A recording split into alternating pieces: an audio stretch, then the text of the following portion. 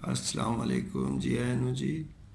ਅੱਜ ਮੈਂ ਤੁਹਾਨੂੰ ਇੱਕ ਬੜੀ ਜਾਨਲੇਵਾ ਬਿਮਾਰੀ ਜਿਹਨੂੰ ਟੈਟਨਸ ਕਹਿੰਦੇ ਨੇ ਉਹਦੇ ਬਾਰੇ 'ਚ ਦੱਸਾਂਗਾ।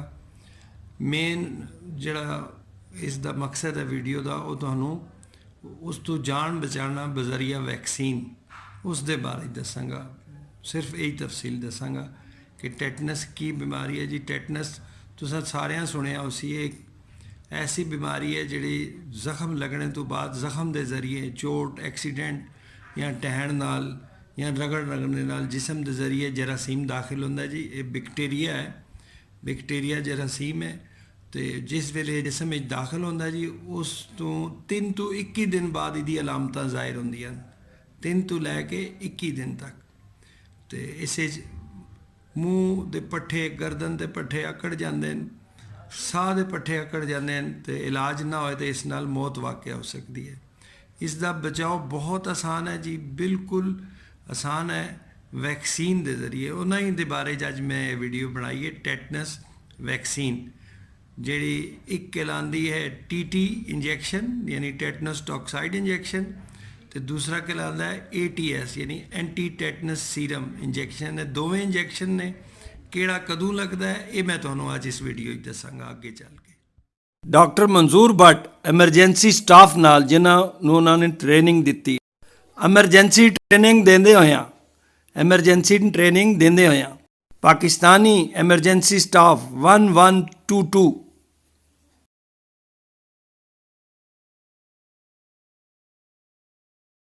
ਸਭ ਤੋਂ ਪਹਿਲੇ ਮੈਂ ਤੁਹਾਨੂੰ ਟੈਟਨਸ ਵੈਕਸੀਨ ਜਿਹਨੂੰ TT ਇੰਜੈਕਸ਼ਨ ਕਹਿੰਦੇ ਨੇ ਟੈਟਨਸ ਟੌਕਸਾਈਡ ਇਸ ਦੇ ਬਾਰੇ ਦੱਸਾਂ ਜੀ।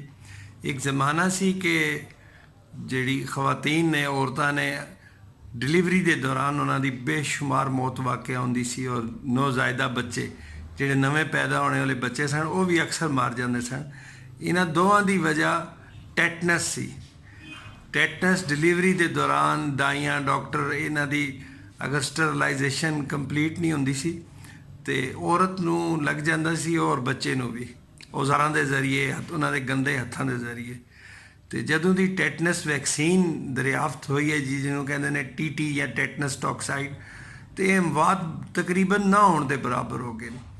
ਤੇ ਟੈਟਨਸ ਦਾ ਜਿਹੜਾ ਇਹ ਟੀਕਾ TT ਇਹ ਤਾਂ ਲੱਗਦਾ ਜਦੋਂ ਤੁਸੀਂ ਵੈਕਸੀਨ ਯਾਨੀ ਮੁਜ਼ਾਹਿਮਤ बढ़ाना चाहो उस बंदा जख्मी मतलब जख्म वाला बंदा ऐसा शोबे च हो जिथे जख्म ज़्यादा लगते हो या ऐसा कोई ख़तरनाक काम में होए तो ये एक टीका लगता है जी। तो 1 महीने बाद दोबारा फिर लगता है तो 1 साल वास्ते बंदा या जिस शख्स नूं या औरत नूं लगता है या साढ़े बच्चों नूं भी पहले साल लगता है टीका इस नाल महफूज हो जाते हैं।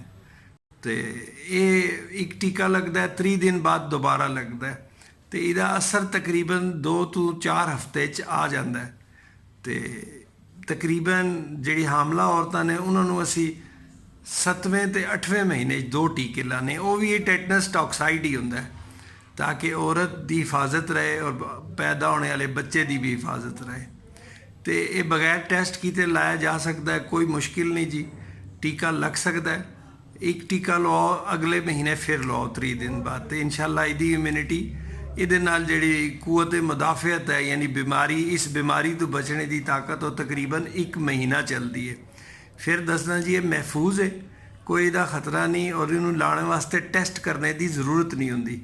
लेकिन ये उस वेले लगता है कि जदों तुसां उस बीमारी तो हिफाजत पहले तो चाहते हो, ठीक है। या अगर कोई ज़ख्मी आ गया शदीद ज़ख्मी है तो ये टीका तो 3-4 हफ्ते बाद असर करेगा। फिर उन्होंने 2 टीके लगते हैं जिन्हों कहते हैं टैटनस टॉक्साइड यानी TT और ATS यानी एंटी टैटनस सीरम।